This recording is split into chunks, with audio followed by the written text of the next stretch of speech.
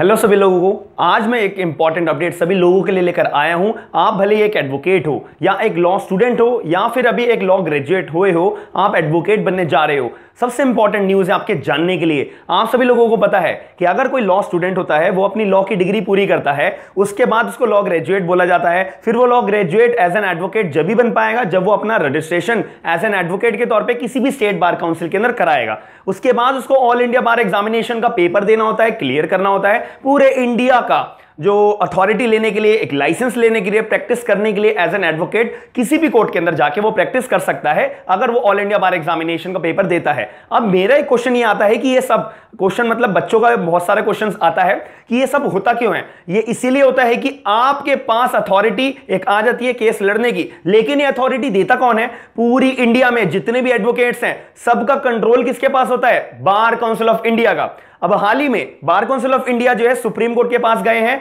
सबके सब एडवोकेट्स के लिए बहुत ही ज्यादा गुस्से के अंदर, बहुत ही ज्यादा एक अमेंडमेंट करने के लिए। तो वही अमेंडमेंट के लिए, और वो किस गुस्से में बार काउंसिल ऑफ इंडिया सभी एडवोकेट्स के लिए गए हैं और सुप्रीम कोर्ट में क्या बात हुई है, क्या बार काउंसिल ऑफ इंडिया के जो चेयरमैन साहब हैं उन्होंने सुप्रीम कोर्ट के अंदर बोला है, पूरी वीडियो के अंदर मैं आपको यही चीज एक्सप्लेन करूंगा। तो आइए हम वीडियो के अंदर सारी की सारी बातें समझते हैं। मेरा नाम है आयुष, आप देख रहे हैं स्मार्ट एंड लीगल गाइडेंस।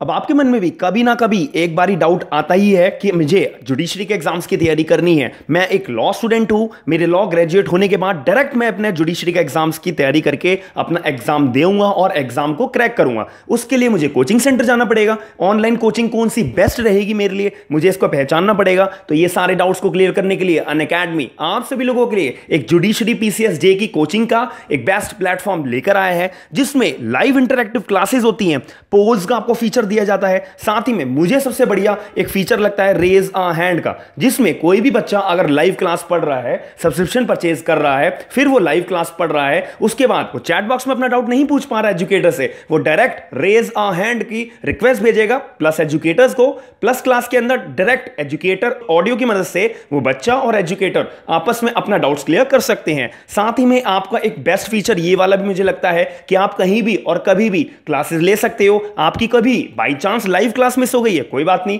आप रिकॉर्डेड क्लासेस देखिए।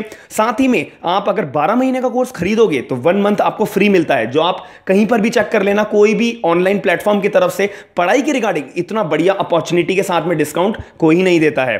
तो 18 महीने का आप कोर्स खरीदोगे 2 महीने आपको फ्री मिलता है। 24 महीने का आप कोर्स खरीदते हो तो आपको 4 महीने का फ्री मिलता है। साथ ही में इसके अंदर ये सबसे बड़ी स्पेशलिटी है अनअकैडमी की, ये हर महीने नया बैच लेकर आते हैं। आपको T20 की टेस्ट सीरीज भी करने के लिए मिलती है फ्री ऑफ कॉस्ट। प्राइसेस आपकी स्क्रीन के ऊपर शो हो रहे हैं, 1 month, 3 month, 6 months, 12 months, 18 months और 24 मंथ्स। आपको सबसे बेस्ट बात यह है कि मेरा कोड यूज करने पे SLG10 का आपको 10% का डिस्काउंट हैंड टू हैंड मिल जाएगा। ऐसी अपॉर्चुनिटी हर किसी को नहीं मिलती है, तो आप लोग इस जुडिशरी के प्लान्स को ज्वाइन करने का अनअकैडमी के ऊपर जरूर सोचिएगा। साथ ही में मेरी फ्री क्लासेस भी चलती हैं, आप उसको भी ज्वाइन कर सकते हैं, मेरा नाम सर्च करके आयुष जैन।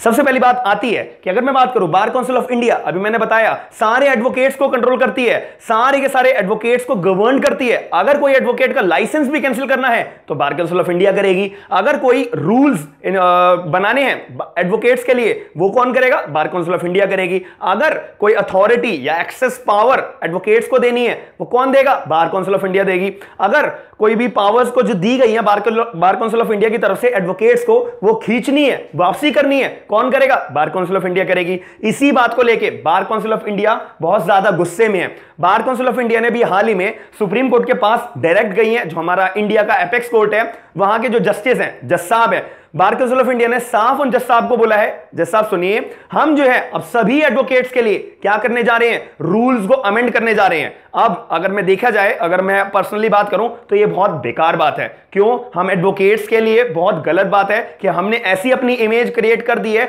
कि बार काउंसिल को मजबूरी में आके हम एडवोकेट्स के लिए रूल्स अमेंड करने पड़ रहे हैं। यानी कि हमारे जो हम अपने एक्टिविटीज करते हैं कोर्ट्स प्रेमाइसिस के अंदर या कहीं भी, यानी कि हमारी गलती है। हम एडवोकेट्स होने के नाते हम गलत इंटरप्रिटेट कर रहे हैं, हम लॉ को अगेंस्ट हम एक्टिविटीज कर रहे हैं, तब जाके बार काउंसिल को हमें कंट्रोल करने के लिए लॉज को अमेंड करना पड़ रहा है। तो ये तो बहुत गलत बात है और एक शर्मनाक बात है। तो कैसे बात आ रखी है? इसके अंदर सुप्रीम कोर्ट को बार काउंसिल ऑफ इंडिया ने साफ साफ तौर पे बोला है कि सुनिए जज साहब, सुनिए, जो एडवोकेट्स है ना, वो बहुत ज्यादा आजकल कोर्ट्स के अंदर इलीगल स्ट्राइक्स कर रहे हैं, मतलब कोई भी छोटा सा कोई भी मुद्दा उठाया, सारे एडवोकेट जो है स्ट्राइक पे चले गए, पूरे का पूरा कोर्ट बंद हो गया, कोर्ट रूम्स बंद हो गए, इलीगल स्ट्राइक्स करने लगे, किसी को भी बॉयकॉट करने लगे। ये आज के टाइम में एडवोकेट्स जो है कोर्ट प्रीमाइसेस के अंदर बहुत ज्यादा कर रहे हैं। इलीगल स्ट्राइक्स सबसे ज्यादा हो रही है। एक तरीके से वो अपना ही जो मन कर रहा है एडवोकेट्स वो कर रहे हैं, जिनको जैसे प्रैक्टिस करनी है वो वैसे कर रहे हैं, जो एक्टिविटीज एडवोकेट्स के मन में आ रहा है वो कर रहे हैं। तो एक तरीके से इलीगल स्ट्राइक्स बहुत ज्यादा हो रही है।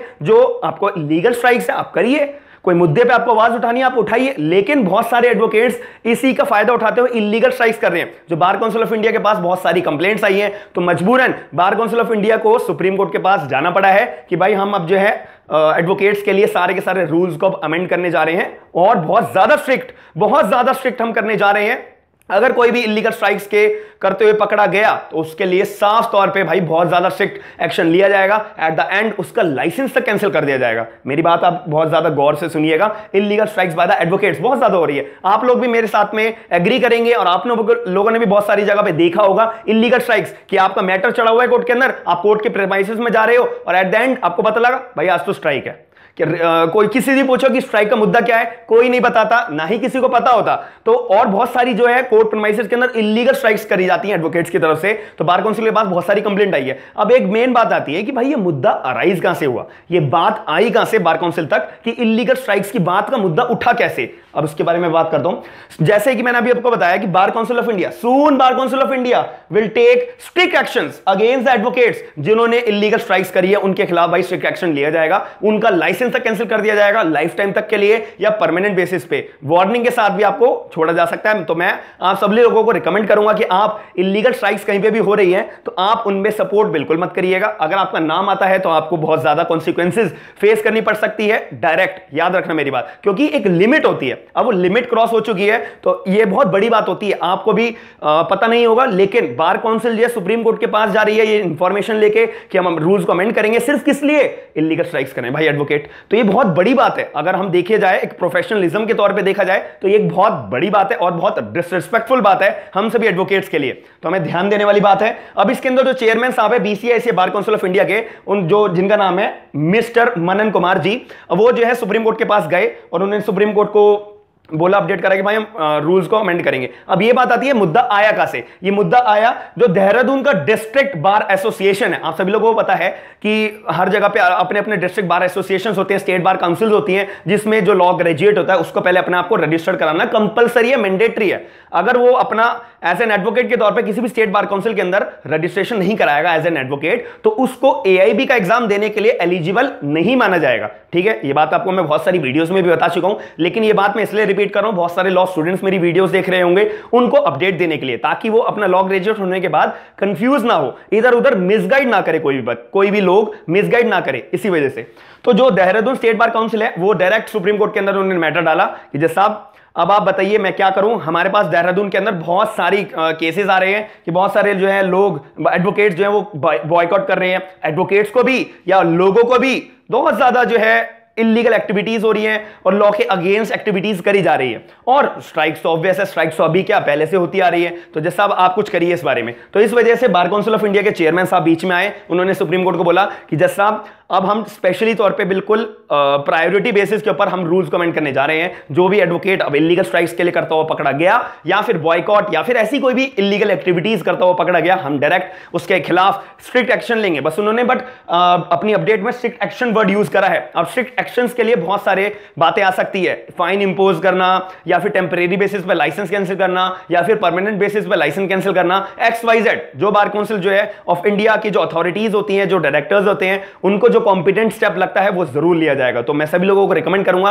कि आप ऐसी एक्टिविटीज में इन्वॉल्व मत होइएगा। तो मैं आशा करता हूं कि आपको जो लेटेस्ट अपडेट्स मैंने प्रोवाइड कराई है, इसका जो पूरा का पूरा नोटिफिकेशन लिंक है वो डिस्क्रिप्शन बॉक्स के अंदर आपको मिल जाएगा।